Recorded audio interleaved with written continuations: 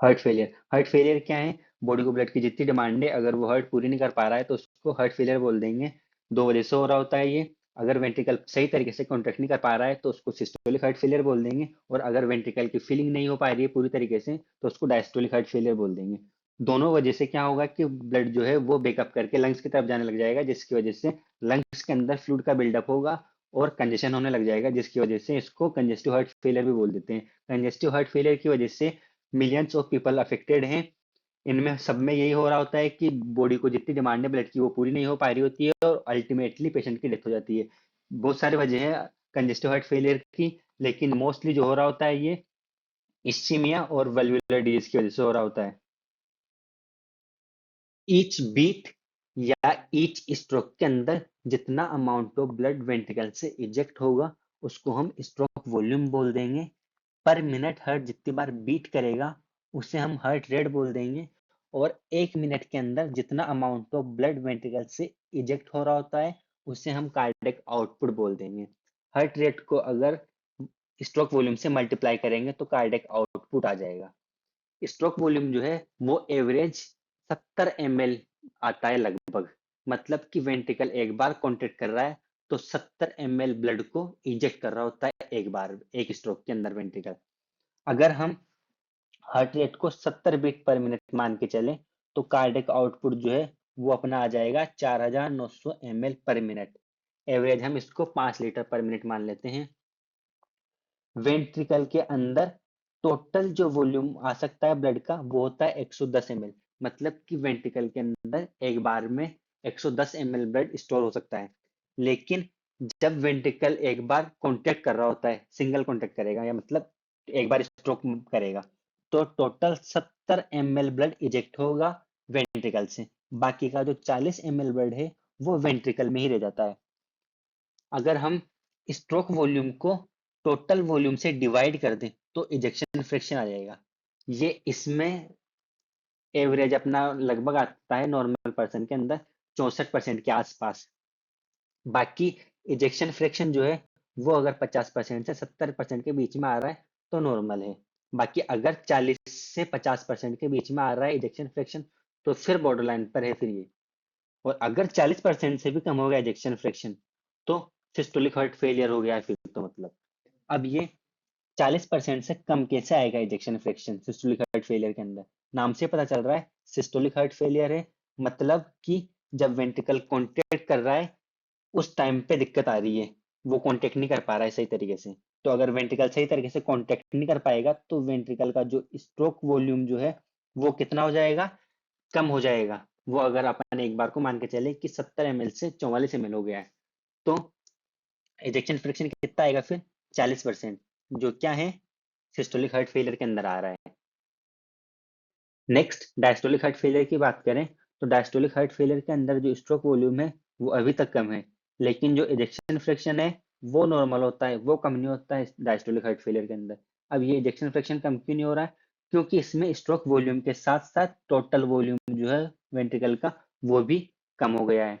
वो कम क्यों हुआ है? क्योंकि वेंट्रिकल की जो फीलिंग है वो एबनॉर्मल है। मतलब वेंट्रिकल पूरी तरीके से भर नहीं रहा है, कम भर रहा है वेंट्रिकल। तो उसको अगर दूसरे शब्दों में अगर बोलें तो वेंट्रिकल का प्रीलोड कम हो गया है। प्रीलोड क्या है? कि वेंट्रिकल के कॉन्ट्रेक्शन करने से पहले ब्लड कितना है वेंट्रिकल के अंदर उसको हम प्रीलोड बोल देते हैं, जो कम हो गया डायस्टोलिक हार्ट फेलियर के अंदर।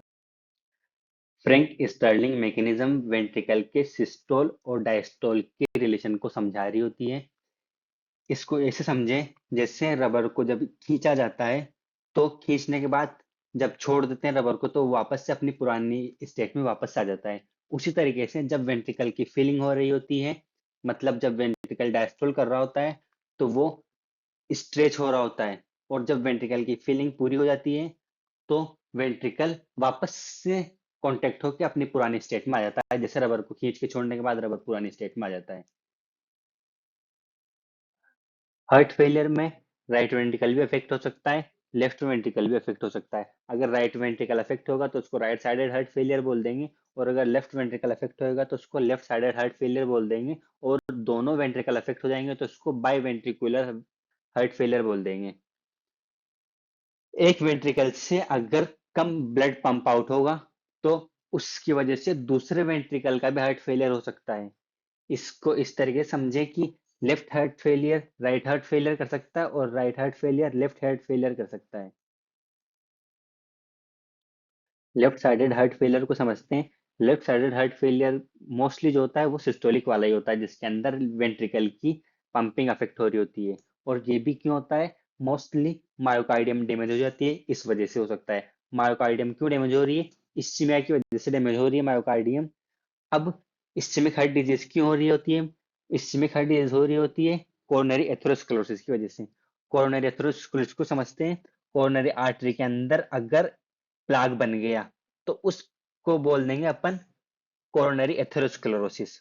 अब इस प्लाग की वजह से जो मायोकार्डियम को जो ब्लड सप्लाई जाएगी वो रिड्यूस हो जाएगी, जिसकी वजह से मायोकार्डियम डैमेज होगी। और मायोकार्डियम डैमेज होगी तो वीकर कॉन्ट्रैक्शन आएंगे, और वीकर कॉन्ट्रैक्शन आएंगे, सही से वेंट्रिकल कॉन्ट्रैक्ट नहीं करेगा तो सिस्टोलिक हार्ट फेलियर हो जाएगा।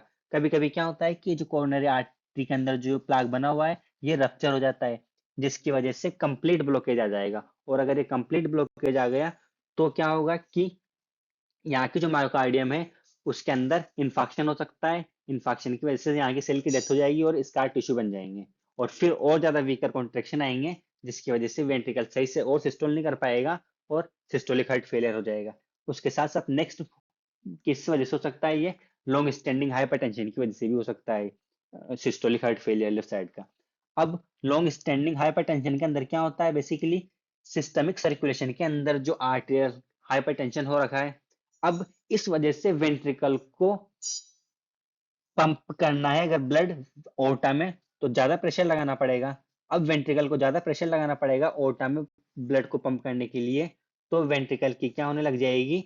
हाइपरट्रोफी हो जाएगी। अब वेंट्रिकल की हाइपरट्रोफी होगी तो क्या होगा?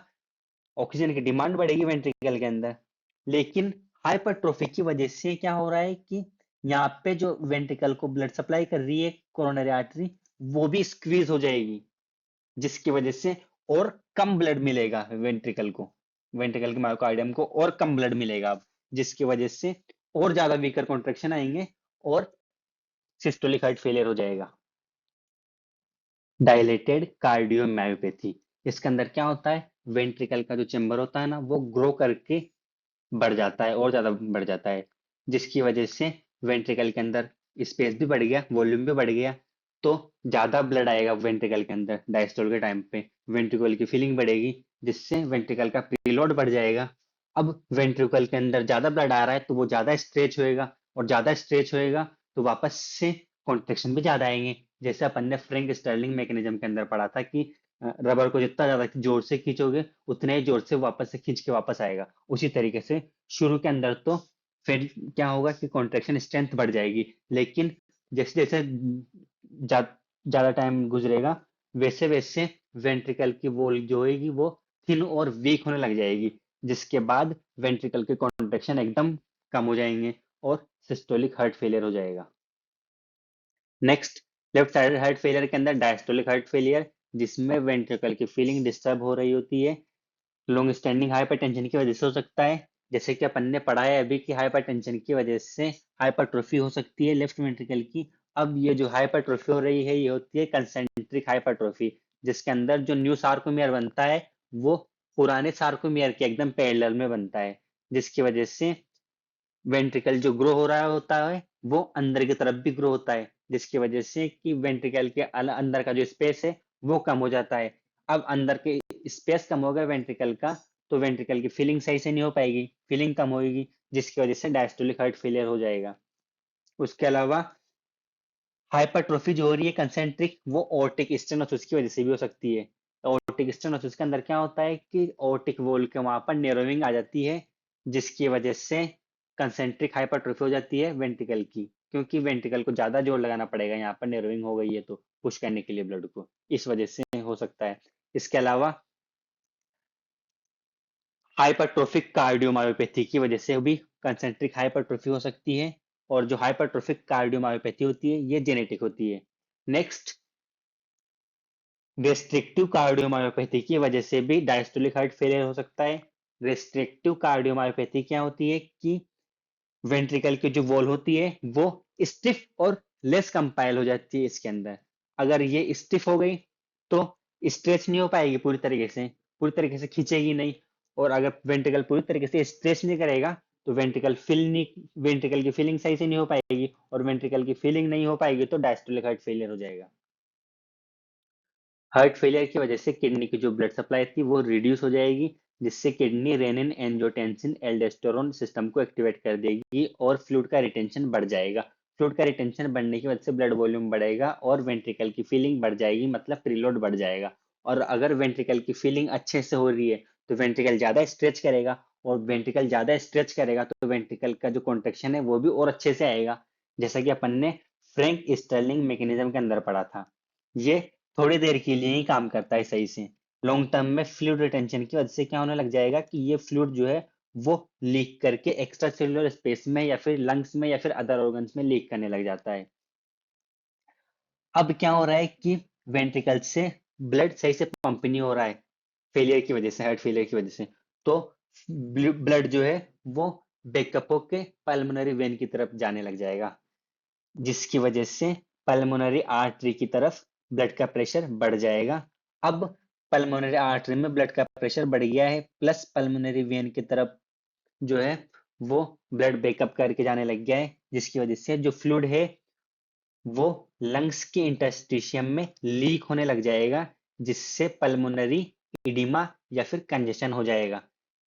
अब इसको अगर अपन एल्वुलर के लेवल पे देखें तो एल्वुलस के लेवल पे क्या होगा कि फ्लूइड की एक एक्स्ट्रा लेयर आ गई है, जिसकी वजह से ऑक्सीजन और CO2 को डिफ्यूज होने में ज्यादा टाइम लगेगा, जिससे ब्रीदिंग डिफिकल्टी होगी, जिसको अपन डिस्निया बोल देंगे। ऑर्थोपनिया होएगा। ऑर्थोपनिया का मतलब कि जब पेशेंट लेटेगा तो लेटते वक्त ब्रीदिंग डिफिकल्टी बढ़ जाएगी। उसके साथ साथ क्रैकल्स या फिर रेल्स के साउंड सुनाई देगा स्टेथोस्कोप में जब हम ऑस्कल्टेट करेंगे उस टाइम पे।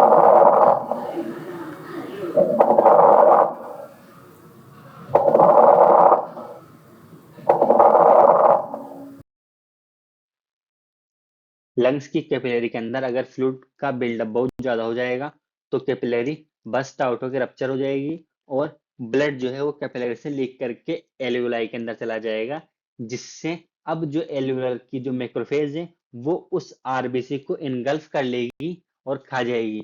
अब उस मैक्रोफेज के अंदर क्या है, आयरन का एक्यूमुलेशन है। अब इसको हम माइक्रोस्कोप के अंदर देखेंगे तो हीमोसिडरिन लेडन मैक्रोफेज दिखेगी अपने को माइक्रोस्कोप में, जिसको हार्ट फेलियर सेल्स भी बोलते हैं। लेफ्ट साइडेड हार्ट फेलियर के ट्रीटमेंट में अपन क्या मेडिसिन देंगे, वो मेडिसिन देंगे जिससे कि ब्लड का फ्लो इंप्रूव होए।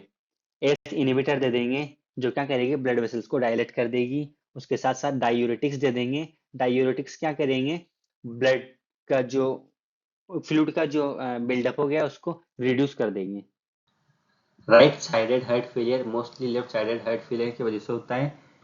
जैसा कि अपन ने पढ़ा है कि लेफ्ट साइडेड हार्ट फेलियर के अंदर ब्लड बैकअप करके लंग्स की तरफ जाएगा और पल्मोनरी आर्टरी का प्रेशर बढ़ जाएगा, जिसकी वजह से राइट वेंट्रिकल को ज़्यादा जोर लगाना पड़ेगा ब्लड को पंप करने के लिए, और इवेंचुअली राइट वेंट्रिकल फेलियर हो जाएगा।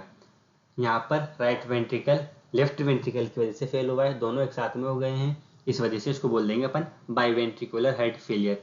नेक्स्ट, इसके अलावा जब कभी लेफ्ट टू राइट शंटिंग देखने को मिलती है तब भी राइट साइड का हार्ट फेलियर होएगा, जैसे कि एट्रियल सेप्टल डिफेक्ट और वेंट्रिकुलर सेप्टल डिफेक्ट। इन दोनों के अंदर लेफ्ट टू राइट शंटिंग होती है। लेफ्ट टू राइट ही क्यों होती है ये, क्योंकि लेफ्ट साइड के अंदर प्रेशर ज़्यादा होता है और राइट साइड के अंदर प्रेशर कम होता है।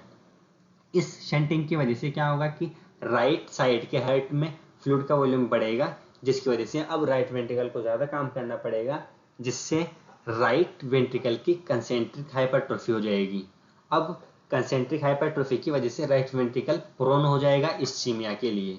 अगर इसमें राइट वेंट्रिकल के अंदर इस्चीमिया हो गया तो सही तरीके से यह सिस्टोल नहीं कर पाएगा, जिसकी वजह से सिस्टोलिक हार्ट फेलियर हो जाएगा। इसी तरीके से हाइपरट्रोफी की वजह से क्या होगा कि राइट वेंट्रिकल का वॉल्यूम कम हो जाएगा, जिसकी वजह से जब राइट वेंट्रिकल डायस्टोल कर रहा होगा उस टाइम पे राइट वेंट्रिकल की फीलिंग प्रॉपर नहीं हो पाएगी, पूरी तरीके से फीलिंग नहीं हो पाएगी। तो राइट वेंट्रिकल की डायस्टोलिक हार्ट फेलियर हो जाएगा राइट वेंट्रिकल के अंदर। Next, right sided heart failure chronic lung disease की वजह से भी हो सकता है। क्रोनिक लंग डिजीज के अंदर क्या होता है कि ऑक्सीजन का एक्सचेंज नहीं हो पा रहा होता है सही तरीके से, जिसकी वजह से हाइपोक्सिया डेवलप होएगा, और हाइपोक्सिया की वजह से क्या होगा कि पल्मोनरी आर्टेरियोल कॉन्स्ट्रिक्ट होंगे, कॉन्स्ट्रिक्शन होएगा उनके अंदर, जिसकी वजह से पल्मोनरी ब्लड प्रेशर बढ़ेगा और इवेंचुअली राइट वेंट्रिकल की हाइपरट्रोफी और फेलियर हो जाएगा। राइट वेंट्रिकुलर फेलियर यहाँ पर हुआ है लंग डिजीज की वजह से, तो इसको बोल देंगे अपन cor pulmonale. Right sided heart failure के अंदर क्या होगा कि ब्लड बैकअप करके बॉडी की तरफ जाएगा, और जिसकी वजह से क्या होगा कि सिस्टमिक वेन के अंदर कंजेशन देखने को मिलेगा, जुगुलर वेन का डिस्टेंशन देखने को मिलेगा, और यही ब्लड बैकअप करके लीवर और स्प्लीन की तरफ जाएगा तो हिपेटोस्प्लीनोमेगेली होगी, जिसकी वजह से अपर एब्डोमेन के अंदर पेन मिलेगा।